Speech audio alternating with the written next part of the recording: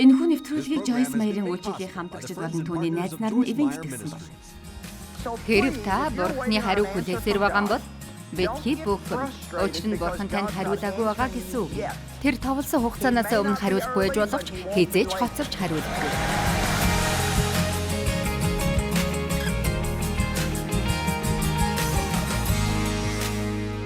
Бурханлаг өдөрдөмж гэдэг нь өөрийн хүүхдүүдэд зориулсан Бурхны хүсэл юм. Исая 42:16-д би сохруудыг мэдэхгүй замаар явуулан мэдгүй харгуйгаар тэднийг өдөрдөнө. Би тэдний өмнө харанхуйг гэрэл морийг тэгш болгоно. Би тэдэнд энийг хийх бөгөөд тэднийг орхихгүй гэдэг. Өнөөдөр хэн нэгэн хүн яг энэ үгийг хүлээн авах хэрэгтэй.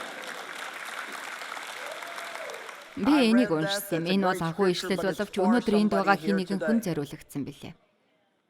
Бурхан таныг хөтлөх болно. Яг одоо та хаашаа явахаа мэдэхгүй сохор хүн шиг танд санагдаж байгаа хэдий ч Бурхан яг одоо би сохруудыг мэдэхгүй замаар явуулж мэдэхгүй харгуугаар өдөрдөх болно. Би харанхуйг тэдний өмнө гэрэл болгоно. Тэд алхаж чадахын тулд морийг тэгш болгоно.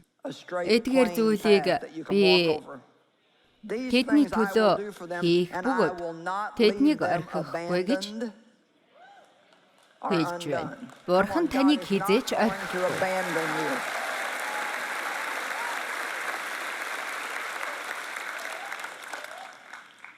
Бидний залбирлуудын ихэнхэнд янз бүрийн нөхцөл байдлуудад бид юу хийх, ирээдүйд юу хийх, өнгөрсөнд хийсэн алдаануудынхаа талаар ямар шийдвэр гаргах, төвөгтэй харилцаануудыг хэрхэн зохицуулах ёстойг бидэнд харуулахыг Бурханаас асуудаг залбирлууд байдаг бөгөөд Бурхан биднийг хөтлөн чиглүүлэхийг хүсэж байдаг. Исая 30:21-д та нар баруун тийшээ эргэсэн ч, зүүн тийшээ эргэсэн ч араас чинь дуудах. Энэ бол зам. Үүгээр алхах тун гих үгийг чигчин сонсно гэсэн байдаг. Гэхдээ дахин хэлэхэд энэ чангаар сонсогдох дуу хоолой таны чихэнд цаг үргэлж ярих болно гэсэн үг огтхон ч биш үлээ. Харин бид хэтэрхий завгүй байдгаа болж багасгаж бодол санаагаа төвлөрүүлэх нь Бурханыг сонсоход бидэнд сайнаар нөлөөлдөг гэж би боддог. Тиймээс хэтэрхий завгүй байдлаа багасгах гэж бүгдээрээ хамтдаа хэлцгээе хүү. Хэрвээ бид хит завгүй байхаа багасгаж бодол санаагаа төвлөрүүлэхийн тулд өөрсөддөө бага зэрэг цаг гаргавал Бурханыг сонсох тал дээр та том алхмыг хийх болно гэж би боддог. Ямар нэгэн шийдвэр гаргахын тулд би өмнөхөөсөө арай илүү их цагийг зарцуулж эхэлдэг болсон. Би бол альва нэгэн зүйлийг эхлэнгүүтээ тэр дорн төрөхин шиг дуусгахыг хүсэж байдаг маягийн хүн боловч хэрвээ би урт удаа наслахыг хүсэж байгаа юм бол иймэрхүү хандлагаасаа зарим нэг нь ч гэсэндээ болох хэрэгтэй гэдгийг миний бие надад ойлгуулж эхэлж билээ. Хөр үйлчлэлтэй нэг хүн олон жилийн өмнө надад ийхүү хэлсэн бөгөөд тэр надад тус болсон юм. Хэдийд тийм хэдийд нь үгүй гэж хэлэхээ бид яаж мэдэх вэ гэдэг талаар би тэрнтэй ярилцаж байсан юм. Учир нь хэрэгсч хитэрсэн боломжууд явандаа танд олгогддог бөгөөд магадгүй та над чиг бүтэн цагийн үйлчлэлд үйлчилдэггүй ч гэсэн цаг үргэлж нөгөө л нэг асуудалтайгаа учирсаар байх болно. Хүн бүрийн танаар хийлгэхийг хүсэж байгаа бүх зүйлд нь та заа тэгье гэж хэлэх боломжгүй юм. Хэрвээ та ингүүл зүгээр л тал тийшээгээ татагцаар байгаад бүр мөсөн бүдэрч унах болно. Тэгээд тэр эмэгтэй альва зүйлийг зөвшөөрөхөөс өмнө би сайн тунгаан боддог зуршлыг өөртөө бий болгосон юм. Тэр эмэгтэй Австралид амьдардаг. Жишээлбэл хэрвээ би эдгээр уулзалтуудаа хийхээр зөвшөөрөх юм бол тийшээ очих нь урт хугацааны нислэг байх болно. Явхаас өмнө ачаа бараагаа цэгцлэх, зочид буудал руу очих, онгоцоор нисэх, ачаа бараагаа гаргах, уулзалтуудаа хийж цагийн зөрүүнд дасах хэрэгтэй. Тэгээд буцаад онгоцондоо сууна гэх мэтчлэн нарийн тунгааж боддог гэж хэлсэн. Энхэн таныг өөртөө үнэн ч хандхад чинь тусалдаг бөгөөд хэрвээ та хит завгүй байдлаа багасгах зураа тгий гэж хэлэхэд бэлэн байгаа тэр зүйл чинь танаас яг үнэндээ юуг шаарддаг вэ гэдгийг Бурхантай хамт бодон тунгаах юм бол бид зөв шийдвэрийг гаргах болно. Саяхан би 2-3 шийдвэрийг гаргахдаа энэ аргыг хэрэглэсэн нь тэдгээр шийдвэрүүдийг гаргахаас минь өмнө надад их тус болсон юм. Би ер нь альва зүйлийн үйл явцыг гартаа атгах дуртай хүн л дээ. Зөвхөн өнөөдрийн төлөвлөгөө юу вэ гэдгийг мэдхийг хүсээ зогсохгүй маргааш дараагийн тэрний дараагийн 7 хоног бүр тэрний дараагийн 7 хоногийн төлөвлөгөө юу вэ гэдгийг би мэдхийг хүсэж байдаг. Энэ нь танд маш их дарамт болж байдаг ба. Та яг одоо маш олон зүйлийг зохицуулж ядан байх зураа өөр ямар нэгэн зүйлтэй орооцолдохыг хүсдэггүй лээ. Түүний зөвлөгөө нь заримдаа намайг альва зүйл үгүй. Энийг хожмын нэг цагт л болёо гэж хэлж байхад минь маш их тусалдаг байсан. Би тэр зүйлийн талаар өнөөдөр бодох шаардлагатай. Түүнчлэн хүмүүс надаас та энийг хийх хүсэж байна уу? Тэрнийг үү хэмээн асуух үе. Тухайлбал өнгөрсөн 7 хоногт би зарим нэг уулзалтуудыг товлох хэрэгтэй байсан бөгөөд надад 2-3 боломжууд олгогдсон байсан юм. Нарийн бичиг маань хариултыг авах гэж утасны цаана намайг хүлээн байсан ба тэрээр за ер нь инхүү би энэ талаар жаахан бодох цаг гаргаад тэгээд тэдэнд хариуг нь хэлье гэж би хэлсэн. Миний хувьд хязгаарч хийхгүй байхаар шийдсэн зүйлүүдийн нэг бол хийхээр төлөвлөж байсан зүйлийнхээ цагийг огт өөрчлөхгүй байх. Заримдаа бидэнд гинти агуу санаа орж ирж, гинт ямар нэгэн зүйлийг хийхийг хүсдэг. Тодорхой нэгэн цагийг гаргахаар амлалт өгч гарын үсгээ зурдаг боловч эцэст нь бид хэлсэн үгэндээ хүрдэггүй хүмүүс болж үлддэг. Яагад гэвэл бид хийн гэж амласан зүйлийг хийж дуустдаг. Бурхныг сонсох гэдэг нь би сүүлийн удаа дахин нэг хэлэхэд хэд завгүй байдлаа багасгаж санаа бодлоо төвлөрүүлж тухайн зүйлийн талаар сайтар тунгаан бодох цаг заваа арай илүү гаргахыг шаарддаг. Энийг зөвшөөрч байгаа хэн нэгэн байна уу? Та нар баруун тийш зүүн тийшээ эргэсэн чи араас чин дуурах энэ бол зам үүгээр алхах тун гэх үгийг чигчин сонсно. Бидний амьдрал хэрхэн явагдах ёстой төлөвлөгөөний бүгдийг алхах ёстой замуудаа бид мэдхийг хүсэж байдаг. Бид ирээдүгөө бүгдийг мэдх юмсан гэж хүсдэг боловч яг үнэндээ тийм биш байдаг. Яагад гэвэл хэрвээ та амьдралдаа тохиолдох бүх зүйлдээ нүүр тулах ёстой гэдгийг мэддэг бол магадгүй яг одоо амьдралын өмнө бүрэн бууж өгч болно. Гэвч энэ бол сонирхолтой зүйл юм. Учир нь Бурхны тусламжтайгаар бид тухайн цаг мөчид зөвхөн нэг л зүйлдээ нүүр тулж чаддаг юм. Энэ нь Бурхан биднээс маш олон мэдээллүүдийг нууж байдаг шалтгаануудын нэг юм. Учир нь тэр биднийг өдөр тутамдаа амьдарч зөвхөн нэг л цагт нэг л асуудалтай учирч байхын төлөө бүтээсэн юм. Тэр яг одоо танаар хийлгэхийг хүссэн байгаа тэр алхмыг чинь давах хүртэл дараагийн алхмыг чи өгөхгүй байх болно гэдгийг та Бурхантай хамт суралцах ёстой болдог. Тийм биш гэж үү?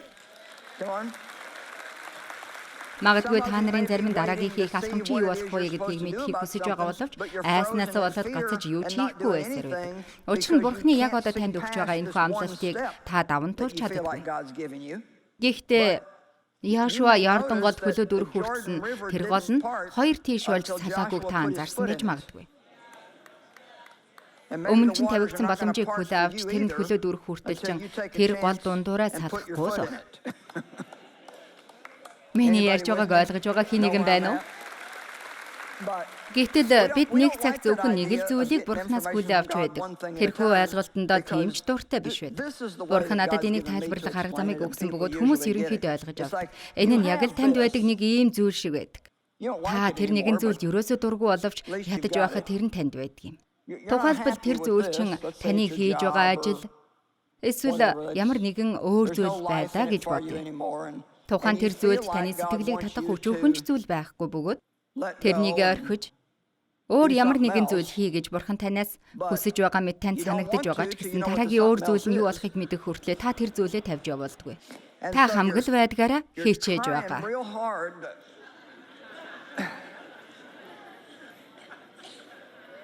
Тэр байдал чинь таныг төөрөлдсөн бөгөөд тал тийшээ татаж байгаа мэт байдалд оруулдаг. Яагад гэвэл та тэр нэг зүйлээ орхиж тэрэнд итгэж байгаа харуулах хүртэл чинь Бурхан танд бэлдсэн дараагийн шин зүйлээ танаас үргэлж хол байлгасаар л байх болно. Бидний үйлчлэл тохиолдож байсан маш олон үйл явдлуудын талаар өнөөдөр та нарт ярих цаг надад байхгүй. Гэхдээ хэдий бид хайж байсан ч үйлдэх хэрэгтэй болсон шийдвэрүүд болон Бурхан алхмаар биднийг хэрхэн хөдлөн дагуулсан талаарх олон түүхүүд надад бий. Манай үйлчлэл дөнгөж эхэлж байсан үе тохиолдсон нэгэн жишээг би хэлье. Үйлчлэл манай гэрийн доод давхарт эхэлж байсан бөгөөд магадгүй 8 юм уу 10 ажилтнтай байсан шиг санагдаж байна. Бид өөрсдийн гэсэн оффистэй болох хэрэгтэй гэдгийг ухаарч 1700 м² офисын байрыг түрээсэлж эхэлсэн ба тэр том талбайтай офисын байранд бид одоо юу хийн вэ гэсэн бодол орж ирж байлаа. Тэр газар нь бидэнд бүхэл бүтэн дэлхийн ертөнц мэтэл санагдаж байсан юм. Тун чудлгүй бид бүх талбайг нь ашиглаж тухайн барилга дах боломжтой гэх бусад бүх талбайг нь бас түрээсэлж эхэлсэн. Энийгээ дүгнээд бид тухайн газрыг эсвэл өөр барилга байгууламжийг худалдан авах, өөрсдийн офисаа барих газар худалдаа авах, эсвэл өөр ямар нэгэн шийдвэр гаргах гэх мэт аль нэгийг шийдэх хэрэгтэй болсон. Үүд хаалгахаас нэгэн сүмийн байрыг худалдан авахд бараг л бэлэн болсон байсан бөгөөд бид тухайн гэрээнд гарын үсэг зурхал үлдсэн байсан. Гэтэл нэг өдөр Дэв чи ойлгож гин үү энэ зүйл дээр надад ямар ч амар тайван алга гэж хэлж үлээ. Тэр л нөлөөлсөн юм. Энэ тал дээр надад амар тайван алга гэж хэлсэн тэр л зүйл байсан. За тэгвэл бид тэрнийг худалдаж авахгүй гэж би хариулж үлээ. Тэгээд бид өөр нэг барилгыг бас худалдаа авах шахсан бөгөөд тэр барилга хичнээн метр квадрат байсан гэж санана 30 мянган метр квадрат байсан бөгөөд тэр их талбайд бид нар одоо юугаа хийнэ гэж бодогдож үлээ. Тэрхүү барилгыг худалдаа авах өөрсдийн гэсэн үнэ бид хэлсэн ч өөр хин нэгэн тэрнийг худалдан авч үлээ. Бурхныг сонсох арга замуудын нэг бол заримдаа тэр зүгээр л үүд хаалгыг хаачих юм шүү дээ. Ингэж бид Бурхныг ойлгож болох юм.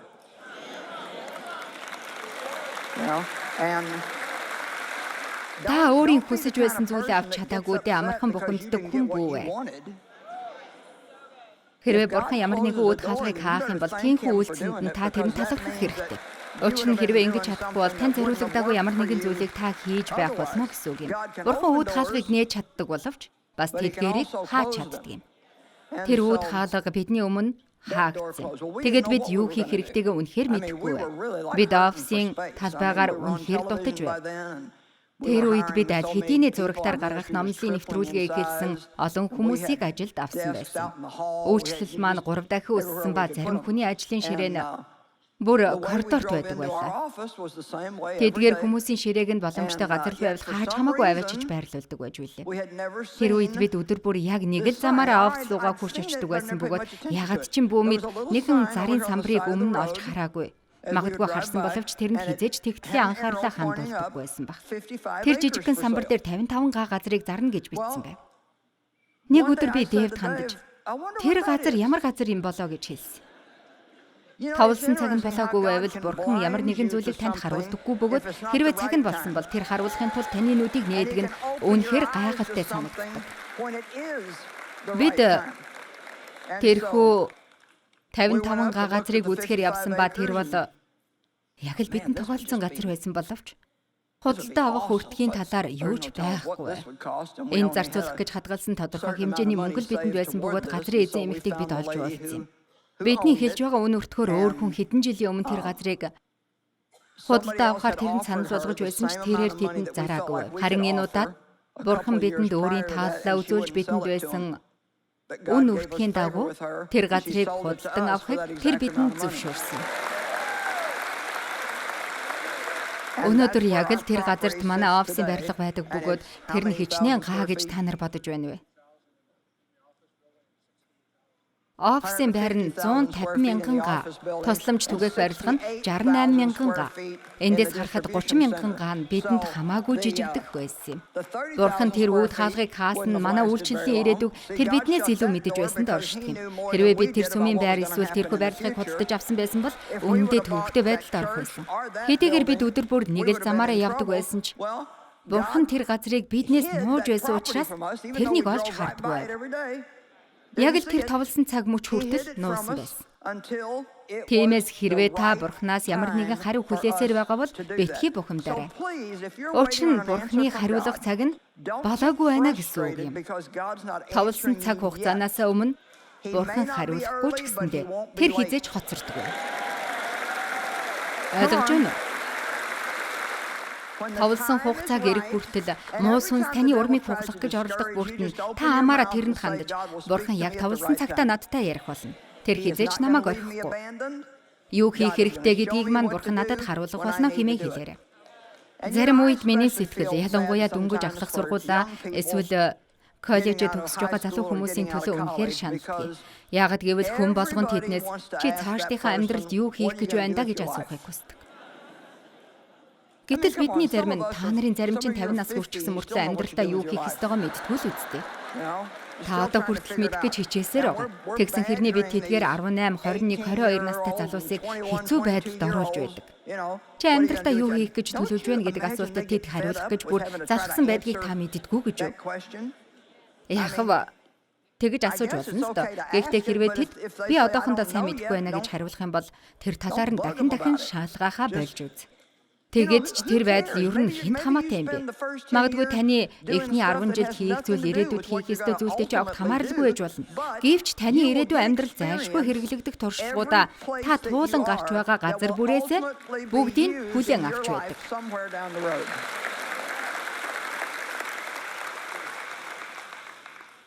Бид бүх зүйлийг мэдэх гэж хэтэрхий яарч байдаг. Гэхдээ цаг үргэлж мэдэж байх албагүй. Бурхны бидэнтэй ярьдаг тийм хамгийн ерөнхий арга зам нь тэр үгээрээ дамжуулагддаг бөгөөд хэрвээ та Бурхны танд хэлж байгааг зөв зүйтэйгээр сонсоход суралцмаар байгаа бол үгийг мэдэх хэрэгтэй гэдгийг би та бүхэнд яг одоо хэлмээр байна. Хэрв та үгийн сурагч болохгүй бол амархан хуурам эхлэгдэж өөрийгөө төвөгтэй байдалд оруулах болно. Таныг алдаа хийх, буруу замаар явах, ямар нэгэн буруу зүйлийг хийхэд бэлэн байх хин нэгэн Бурханд үл таалагдах байдлаар хандаж байгаа мөчөд Бурхны үг таны дотроос босч ирдэг. Тиймээс та Бурхны үгийн сурагч байна гэдгээ батлах амлалт өгөх хэрэгтэй. Тийм урт удаан хугацааг бичгэлсэн хүмбэр Бурхны үгэнд цаг заваа зарцуулж байхыг би харахыг үнэхээр хүсдэг. Өдөр бүр Бурхны үгэнд тодорхой хэмжээний цаг заваа зарцуулж тухайн хэлж буйг нь тунгаан бодож эхлэх юм бол үгийг сонсож байгаа цаг хугацаанд та үнэхээр гайхан алмаарах болно.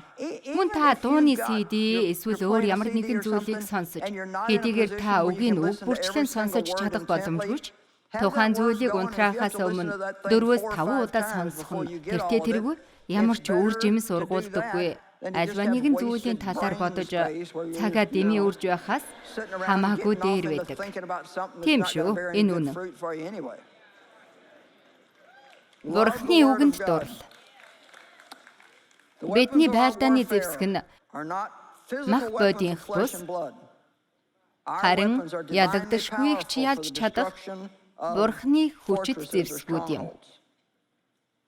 Бид цэцэрлэгийг нурааж Бурхны мэдлэгийн эсрэг босовч алив бардамлыг устгаж бодол бүрийг Христийн дуулуурт олзолдог. Өөрөөр хэлбэл өнөөдөр энэ дэлхий дээр маш олон янзын энгийн бөгөөд ер бусын дуу хоолойнууд байдаг. Тэдгээр дуу хоолойнууд нь бидэнтэй ярих гэж оролдож байж болно. Гэвч хэрвээ бид Бурхны үгийн үннийг мэддэг бол Бурхны үгийн дагуу юу үгүй юу гэдгийг ялган салгаж чадах хүлээ. Есүс хэрвээ та миний үгэн дотор байвал үннийг мэдэх бөгөөд тэрхүү үнэн таныг чөлөөлнө гэж хэлсэн байдаг. Бурхны дуу хоолойг сонсох гол арга замуудын нэг нь энэ юм гэдэгт би итгэдэг. Үнэн гэдгийг бид хоёр мэрэгэн ухаан альва юмыг зөв талаас нь олж харах мэдрэмжээрээ хэлж чадна. Бид хоёр би энийг өнгөрч хэлж байгаа юм биш шүү. Энэ бол зүгээр л бодит үнэн юм. Альва зүйлийг зөв талаас нь олж хардаг мэдрэмж нь заримдаа бүхэл бүтэн боловсролын системээс ч илүү үн цэнтэй зүйл байж болно. Бурхнаас заавал сонсох шаардлагагүй маш олон зүйл байдаг бөгөөд тэр нь зүгээр л нэг альва зүйлийг зөв өнцгөөс нь олж хардаг мэдрэмж байдаг. Та олж байгаа орлогоосоо илүү их мөнгийг зарцуулах шаардлагагүй. Хэрвээ үнэхээр төлөх боломжгүй бол шинэ машин худалдаа авах албагүй бөгөөд тэр нь танд зүгээр дарамтыг л авчрах болно. Юуны өмнө Бурхан хизээч танд шийдвэр гаргах дарамтыг өгдөг. Амен. Хэнийг нь танаар шийдвэр гаргуулах гэж таныг шахаж эхлэх юм бол магадгүй та яг одоо энэ бол Бурхан биш гэж хэлж болно. Тэрэндээ арай илүү цаг хугацааг зарцуулаарай. Хэрвээ та ямар нэгэн зүйлийг худалдаа авах гэж байгаа, тэр тусмаа үнэтэй зүйл бол түүнийхээ талаар сайтар тунгаан бод. Үнэт идлээс хол ур юм. Хамгийн гоё зүйл мэт харагдаж, шив шинээр байгаа бүх машинуудыг харуулсан гялалзсан шоу танхимаас хол ур юм. Хэсэг хугацааны дараа тэр машин чин Макдоналдсын үлдэгдэл хог дууссан кофений аяг шиг болох болно гэдгийг санаарай. Тэр машин чин шавар шавхаг туулж хүмүүс машиныхаа хаалгыг онгойлгохдоо таны машины хаалгыг хүчтэй цавснаас болж хэд хэдэн газрын будг нь ховхрох болно. Энэ машин минийх болох хүртэл сар бүр $700 төлөхөд би хизээ бэлэн болно гэж. Амен. Тийм биш гэж үү? Альва зүйлийг зөв талаас нь харж сурах мэдрэмжийн талаар овоо хэд хэдэн сайн зүйлийг ярьлаа. Бурхны бидэнтэй тодорхой ярьдаг бас нэг арга зам бол бидний өнгөрсөнд хийсэн алдаануудаар дамжуулан ярих явдал билээ. Та нарт нэгэн зүйлийг хийлээ. Магадгүй та өнгөрсөн амьдралдаа зарим нэгэн алдаа хийсэн байж болно. Гэхдээ зүгээр л хийсэн алдаандаа харамсаж яваад байхаас илүү тухайн алдаануудаасаа зарим нэгэн зүйлийг суралцж авч өөртөө тус хүрэг. Сургаалт үгс 3:11. Эзний сахилгыг бүүжигш. Гэсгэлийн бүү зэвүрх. Хийсэн алдаанаасаа болон эзний сахилгаар дамжин ирдэг шалгуураас суралц хөөмэй. Энэ сайн биш гэж үү? Хийсэн алдаануудаасаа суралц. Алдаа гаргах тал дээр нэгэн зүйлийг сануулхад хэрвээ та тэрхүү алдаанаас өөр ямар нэгэн зүйлийг суралцахгүй байлаач гэсэн ядаж тухайн зүйлээ дахин давтахгүй байхад суралц. Тийм ч учраас заримдаа та өөрийн амьдралд хийх ёстой зүйлээ мэдэхгүй байсан дээр тэгээд цөөхөн хид хідэн зүйлийг хийж оролдож үзэх хэрэгтэй. Хэрвээ тэр зүйл чинь олигтой урагшлахгүй бол таны хийх зүйл биш юм байна гэдгийг та ядахтаа мэдэж авах болно. Бид юу хийх ёстой вэ гэдгийг та нар мэддэг. Буруу зүйлийг хийх вэ гэдэг айдсаа бид даван туулах хэрэгтэй. Бидний буруу ээж магадгүй гэж бодох бодлыг эсвэл буруу байсан гэдгийг хэн нэгэн хүнд хэлнэ гэдэг зүйлийг бид төвчж чаддаггүй. Эргэн тойрондоо байгаа хүмүүст хандаж бурхан надад ингэж хэлсэн, бурхан надад тэгж хэлсэн гэж ярьдаг. Тэгээд тухайн зүйл огт урагшлахгүй байгааг харахтаа бурхан бидэнд тэгж хэлээгүй нь илүү ойлгомжтой болдог бөгөөд бид тэрнийг нуух гэж оролдохдоо ямар нэгэн шалтгаан зааж өөр нэгэн алдаа гаргаж байдаг. Бид нөгөө хүмүүс дээр буцаж очиод энийг бурхан хэлж байна гэж би үнэхээр бодож байсан боловч энэ биш байсан байл гэд яагаад хэлчихдгүй юм бол хүн бүрл ингэж хийх юм бол бидний нөхцөл байдал хамаагүй дээр байхаас. Бид амьдралын туршлагаас маш их зүйл суралцдаг. Бурхан бидэнтэй өөрсдийн маань бодлуудаар дамжуулан ярьдаг. Би энд нь үнэхээр дуртай. Бодол санаанд орж ирдэг бодол бүр маань Бурханых гэж бодож болохгүй. Гэхдээ тэдгээр тослогдсон бодлуудын нэг нь бол таны хувьд яг л нэг зөвхт байдалд нийцсэн бодол байдаг. Тэр бодол танд сайхан мэдрэмжийг төрүүлж зөвхт мэд санагддаг. Сургаалт үгс 16-гийн 3-т Үйлсээ эзэнд даатах. Түүнд бүхнийг даатгаж бүрэн итэг. Тэр таны бодлуудыг өөрийнхөө хүсэлтэд нийцүүлэх болно. Бодол санаа чинь биелнэ. Энэ сайхан биш гэж үү? Заримдаа та энийг бодит талаас нь илүү олж хараасаа гэж би хүсдэг. Энэ бол тэр бол бурхан байсан гэд. Юр бусын гайхамшигын үлэн дээгүүр ийш тийшээ хөвж нисэн дүүлэх маягийн зүйл биш үлээ. Заримдаа бурхан тантай танил дуу хоолоогоор дамжуулаа ярих болно.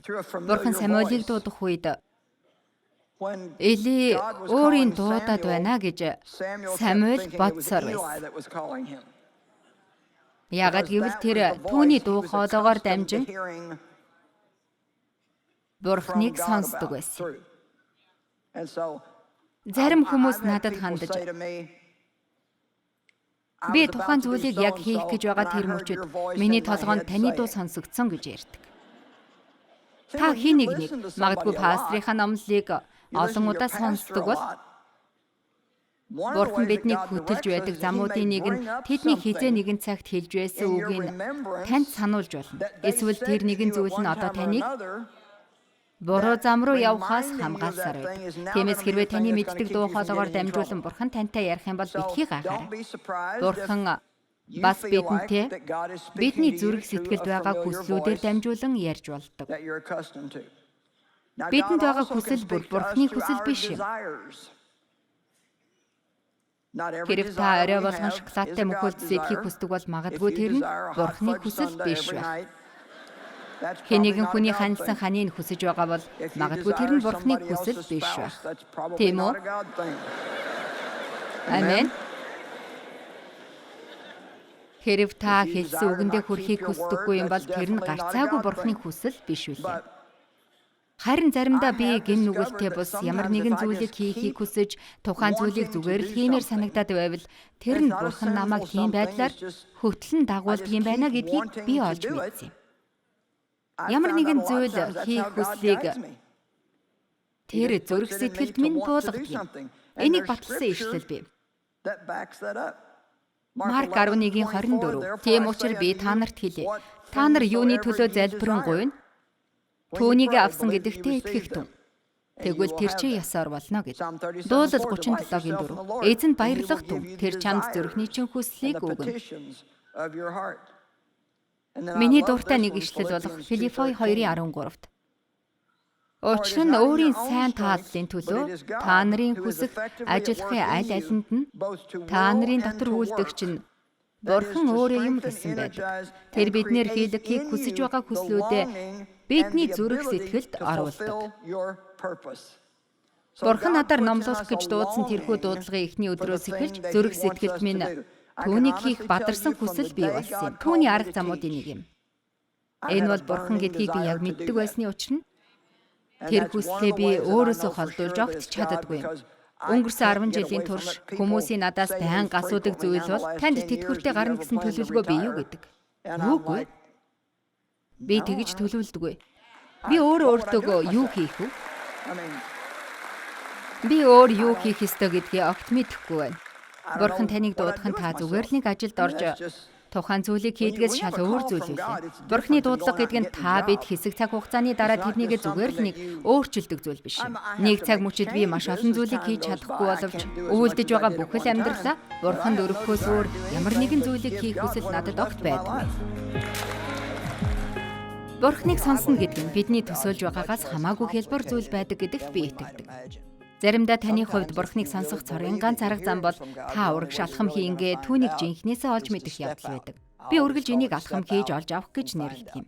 Нэгэн агуу итгэгч хүнээс та Бурханы дуу хоолойг хэрхэн сонсдог вэ гэж асуухад маш олон удаа алдаа гаргаж байж гэж хариулсныг би санаж байна. Зарим үед та зүгээр л хийж үзэх хэрэгтэй.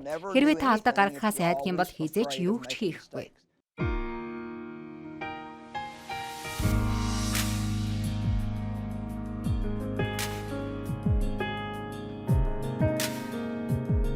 Энэхүү нэвтрүүлгийг Joyce Meyer-ийн үйлчилгээ хамтрагчид болон түүний найз нар нь ивент итгэсэн байна.